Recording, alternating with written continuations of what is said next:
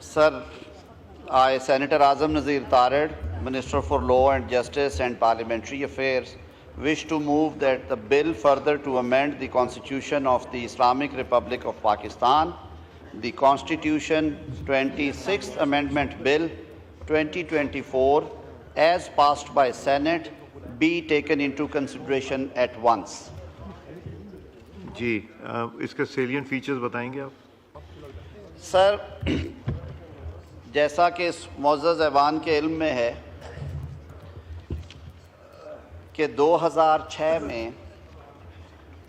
ایک تاریخ ساز معاہدہ ہوا جسے میثاق جمہوریت کے نام سے یاد کیا جاتا ہے، جس میں اس ملک کی بڑی سیاسی جماعتوں کے قائدین بالخصوص شہید محترمہ بے نظیر بھٹو صاحبہ اور میاں محمد نواز شریف صاحب نے ایک میثاق پہ دستخط کیے، جس پہ اور بھی بہت سارے سیاسی رہنماؤں کے دستخط تھے بشمول تحریک انصاف کے چیئرمین کے، اور اس میثاق جمہوریت کے نکات میں سے کافی سارے نکات جو ہیں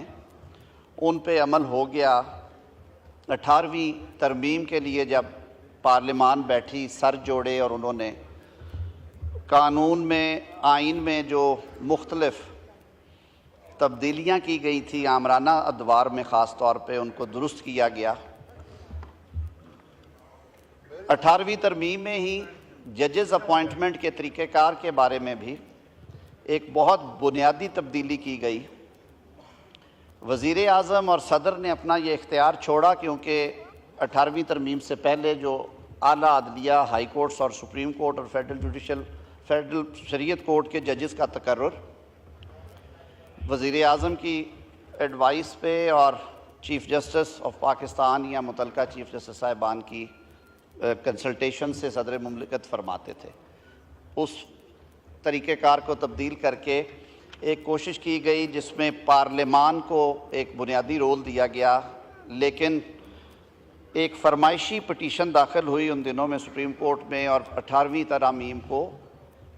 چیلنج کر دیا گیا۔ اور پھر آپ سب کے یہ نوٹس میں ہے بات کہ کس طرح بازو دبا کے میں کہوں گا 19ویں ترمیم منظور کروائی گئی اس ایوان سے۔ آپ میں سے بہت سارے اس کا حصہ تھے، اور 19ویں ترمیم کے نتیجے میں جو اصل روح تھی ایک ٹرانسپیرنٹ نظام اعلیٰ عدلیہ کے ججز کی اپوائنٹمنٹ کا، تاکہ وہاں پہ جو نیپوٹزم ہے، اقربا پروری ہے، دوستیاں ہیں، ان کی بنیادوں پہ ایلیویشنز روک دی جائیں، وہ درست کرنے کی کوشش کی گئی تھی۔ وہ رول انڈرمائن کر دیا گیا، اور طرفہ تماشا یہ کہ جب پارلیمانی کمیٹی فنکشنل بھی ہوئی تو ہم نے یہ بھی دیکھا کہ ہم نے 8-0 سے کچھ نامینیشنز کو ریجیکٹ کیا، تو اگلے ہی روز ہائی کورٹ کے ایک سنگل بینچ نے پارلیمان کی اس مضبوط ترین کمیٹی کو، جس میں آدھے اراکین اپوزیشن کے، آدھے حکومتی بینچوں کے تھے، اس کو پرے پھینک دیا اور حکم امتناعی جاری کر دیا، یا آرڈر کیا کہ ان کا اوتھ ہونا چاہیے۔ بات صرف یہیں تک نہیں، اس سے آگے بھی چلیں تو اور بہت ساری ایسی خرابیاں پیدا ہوئیں جن کی وجہ سے ہمارا جو پاکستان کا رینکنگ میں عدلیہ کا نمبر ہے وہ بتانے کے لائق نہیں ہے۔ جناب اسپیکر، پاکستان بھر کی بار باڈیز، بار ایسوسیشنز، پارلیمان نے بھی اس کے بارے میں آواز اٹھائی۔ اس کے ساتھ ساتھ جو میثاق جمہوریت کا ہمارا ایک سب سے بڑا ادھورا ایجنڈا تھا آئینی عدالت کا، اس پہ 18ویں ترمیم کے بعد اس دفعہ جب یہ اسمبلی بنی ہے تو اس ایوان میں بیٹھے قائدین نے کہا کہ ہم اس کو درست کرنا چاہتے ہیں۔ یہ ایشو سب سے پہلے شہید محترمہ بے نظیر بھٹو صاحبہ کی سیاسی میراث کے جو وارث ہیں، chairman Peoples Party Bilawal Bhutto Zardari صاحب نے اٹھایا، اور انہوں نے کہا کہ ہم نے اس ادھورے ایجنڈے کو پورا کرنا ہے۔ اور پھر پچھلے 6 سے 8 ہفتوں میں ہم سب نے دیکھا کہ کس طرح بردباری سے وزیر اعظم میاں محمد شہباز شریف صاحب کی قیادت میں جناب بلاول بھٹو زرداری صاحب اور ہماری تمام حکومتی اتحاد میں شامل جماعتوں نے سر جوڑ کے اس مرحلے سے ہمیں نکالا کہ مختلف ادوار میں نیگوسیشنز ہوئیں. سیاستدانوں کا یہ حسن ہے کہ وہ ایک دوسرے سے انگیج کرتے ہیں. انگیجمنٹس ہوئیں, ایک کمیٹی بنی. جناب نے سید خورشید شاہ صاحب جو بلا شبہ ہمارے بزرگ ہیں اس ایوان میں, انہیں اس کی سربراہی سونپی, جس میں سینٹ اور قومی اسمبلی میں جتنی سیاسی جماعتیں پارلیمانی پریزنس والی ہیں ان کے پارلیمنٹری لیڈرز یا ان کے نامنیز کو شامل کیا گیا, اور مجھے یہ ذمہ داری دی گئی کہ میں مختلف اوقات میں وہ جو ڈرافٹ ہیں, مسودہ ہے, وہ شیئر بھی کروں, کچھ نکات بھی شیئر کروں. اور وہ کیونکہ ابھی اسکیلیٹن سٹیج تھی, اس میں پھر ساری یہ گفتگو آگے چلتی گئی. میں اس موقع کے اوپر جناب اسپیکر شکریہ ادا کروں گا اپنے تمام جو ہمارے الائز ہیں کہ انہوں نے کس طرح اس میں اپنی انپٹ دی. ہمارے بزرگ سیاستدان مولانا فضل الرحمان صاحب کا رول بھی چیئرمین بلاول بھٹو صاحب اس پہ روشنی ڈالیں گے, وہ بھی قابل تحسین رہا. اور آج الحمدللہ 26ویں آئینی امینڈمنٹ سینٹ آف پاکستان نے 2/3 اکثریت سے منظور کی.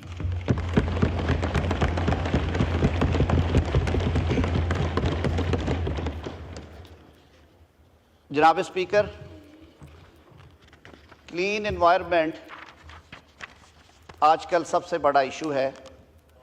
کہا جاتا ہے کہ اگر ہماری نسل نے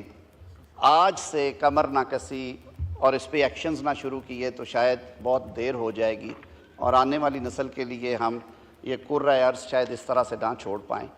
تو 9A انٹروڈیوس کروایا گیا ہے, جو کہ فنڈامنٹل رائٹ ایک کریٹ کیا گیا. شاید دنیا کے پہلے ممالک میں سے پاکستان کو یہ اعزاز حاصل ہو جس نے اپنے آئین میں فنڈامنٹل رائٹ کے طور پہ اس کو اکنالج کیا ہے. اور article 9A clean, it reads, every person shall be entitled to a clean, healthy and sustainable environment, تاکہ وفاقی حکومتیں اور صوبائی حکومتیں اپنے شہریوں کے لیے اس بارے میں مثبت اقدامات کر سکیں. جناب اسپیکر, اس کے علاوہ اعلیٰ عدالتوں میں ججز کی appointment, chief justice of Pakistan کی اپوائنٹمنٹ, اور اس کے لیے جو روایت جوڈیشل کمیشن آف پاکستان نے کنسنسس کے ساتھ اپنائی, ایک کمیٹی بنا کے جس کی سربراہی جسٹس منصور علی شاہ صاحب فرما رہے تھے کہ انہوں نے کہا کہ ہائی کورٹس میں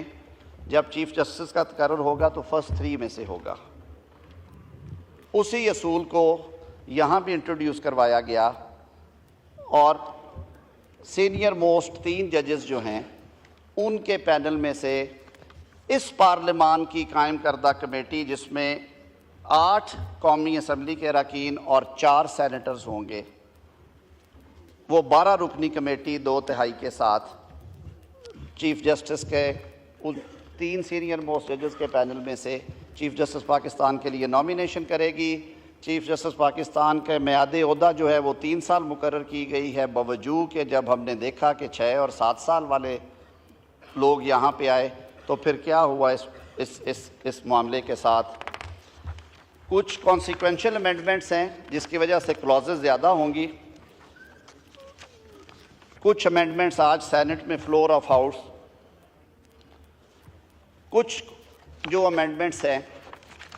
وہ آن دا فلور آف ہاؤس اس بل کو سپورٹ کرتے ہوئے جمعیت علماء اسلام پاکستان کی طرف سے پیش کی گئی, جو بنیادی طور پہ ربا کے بارے میں, اسلامی نظریاتی کونسل کے بارے میں, فیڈرل شریعت کورٹ کے بارے میں تھی. ان امینڈمنٹس کو حکومتی اتحاد نے سینٹ میں سپورٹ کیا اور وہ اس بل کا حصہ بنی.